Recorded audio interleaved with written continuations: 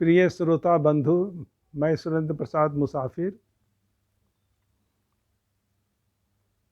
आज नया चैनल प्रस्तुत कर रहा हूँ, जिसमें तुलसी रचित रामचरितमानस की पंक्तियों का उद्धृत करते हुए और सब संबंधित प्रसंग से अपना स्वयं का रचित भजन काव्य सॉन्ग प्रस्तुत करने जा रहा हूँ। सबसे पहले, जिंदगी क्या चीज़ है, जिंदगी क्या चीज़ है, ले जाना है इसे कहाँ, विवेक तुम्हारे पास है, ले जाओ तुम चाहो जहाँ। माना मैं आपका करीबी नहीं, माना मैं आपका करीबी नहीं, ना ही रिश्तेदार, पर एक इंसानी रिश्ता है जिसे ईश्वर करता है प्यार।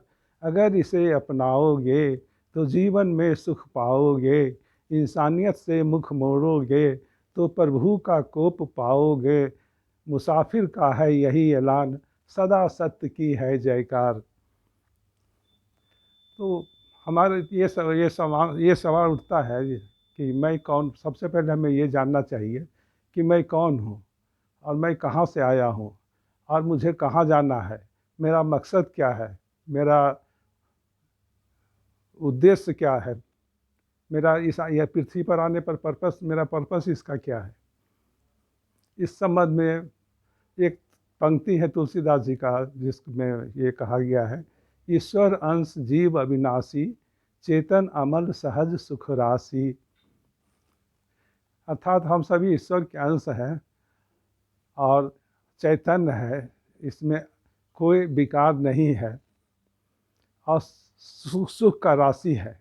तो जब मैं जीवात्मा सुख का राशि हूँ, सुख का खजाना हूँ, और ईश्वर भी कहा गया है परमानंद है, निजानंद है, चिदानंद है, तो वो भी परमानंद है और मैं भी उसी का अंश हूँ। तो मैं फिर दुखानंद क्यों हूँ, मैं दुखी क्यों रहता हूँ। इस संबंध में तुलसीदास जी कहते हैं, सो माया बस भयो गोसाई, बांधियो किरमर कटकी नाई। इसलिए दुखी नंद हो गए, दुखानंद हम हो गए कि मैंने अपने को माया के बस में अधीन कर लिया। और जिस तरह से बंदर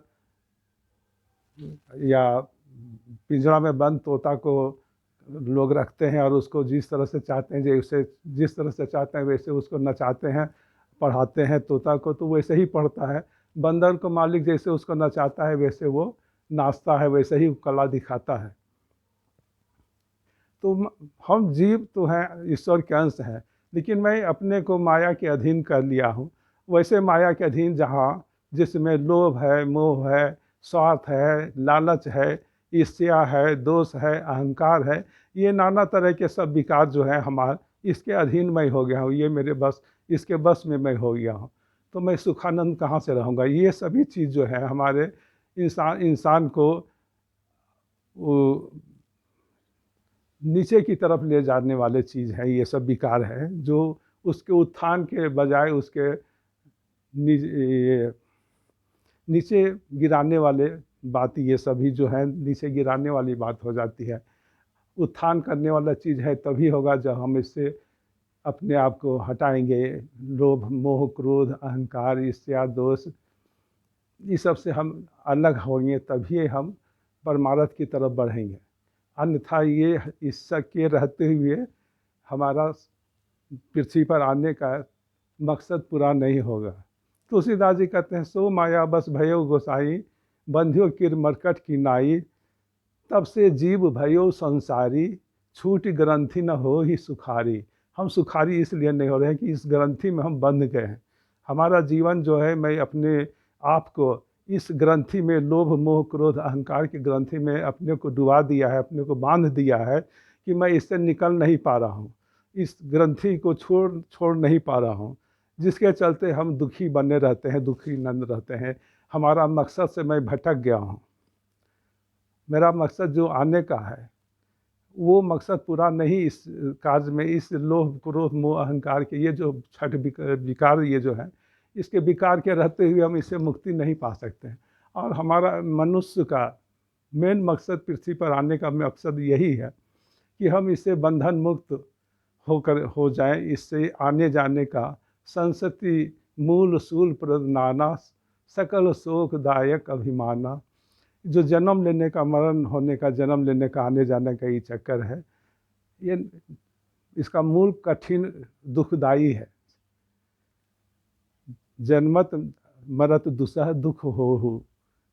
जन्म लेने और मरने में अनेकों कठिनाई, अनेकों दुख तकलीफ होते हैं।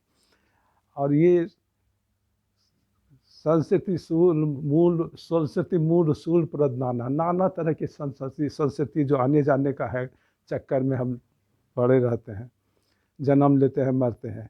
इससे मुक्ति पाने का ही ये साधन मनुष्य शरीर मिला है।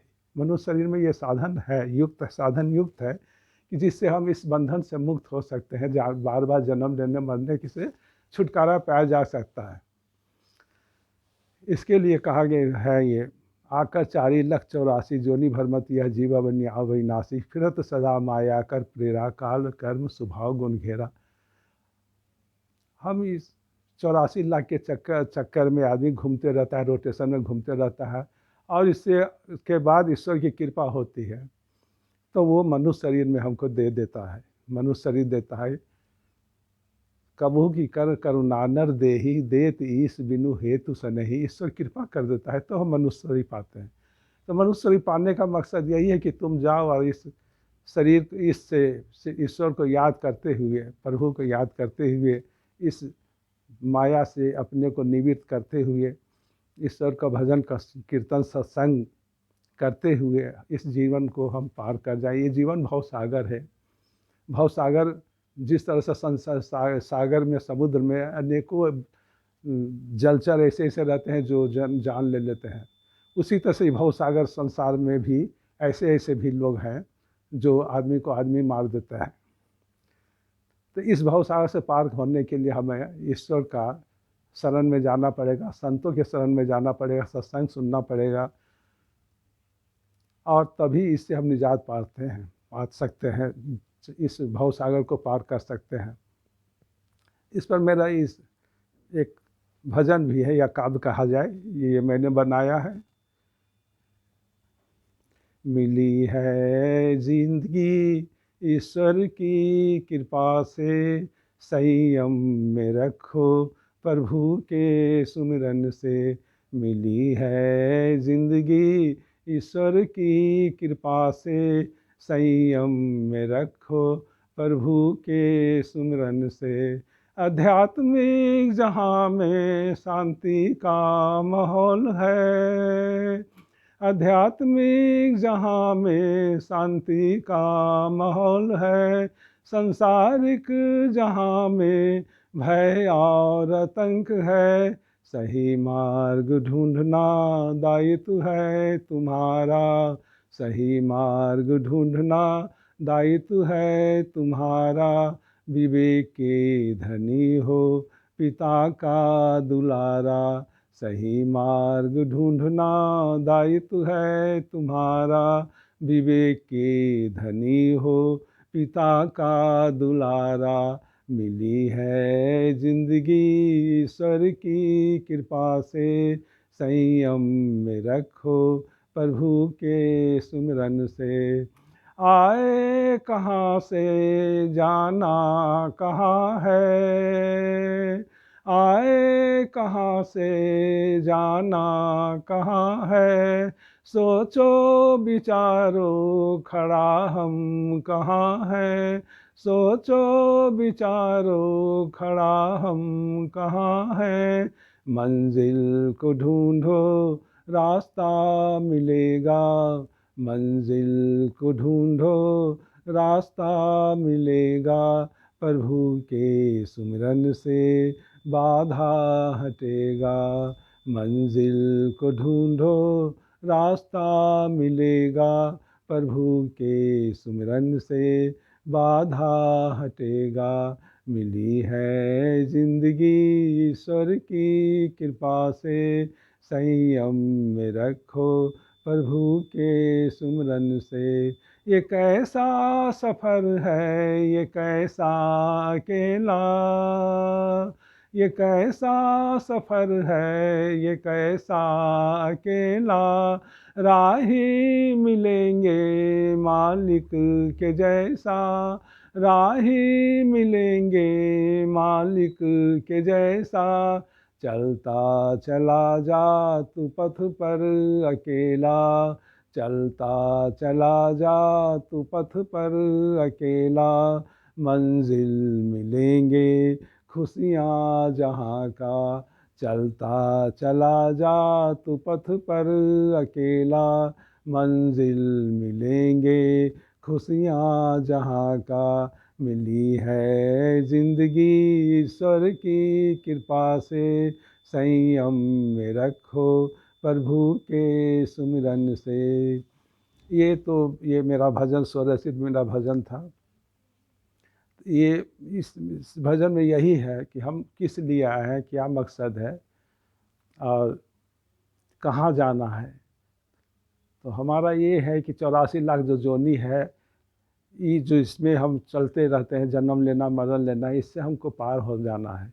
पार हो जाना ईश्वर के अंश हैं, जो हम उस अंश से, उस अंश को हमें ईश्वर का ही अंश अंश ईश्वर में हमें समा जाना है, मिल जाना है। जब हम उसके तरफ मुखातिब हो गए, अर्थात संत वाणी सुनेंगे, संतों के संगत करेंगे, संत वाणी सुनेंगे, तभी ये विकार जो है हम मुझ में है, जो विकार है ये ख़त्म हो सकता है।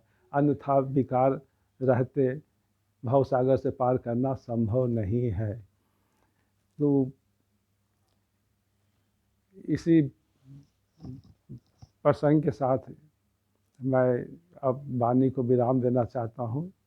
वाणी को विराम देता हूँ, देकर ये शुभकामना, आप सभी खुशहाल रहें, ईश्वर से है प्रार्थना। फिर मैं नेक्स्ट में तैयारी करूँगा आपके समक्ष आने के लिए, और मैं फिर अपना बातचीत आपके समक्ष प्रस्तुत करूँगा। नमस्ते।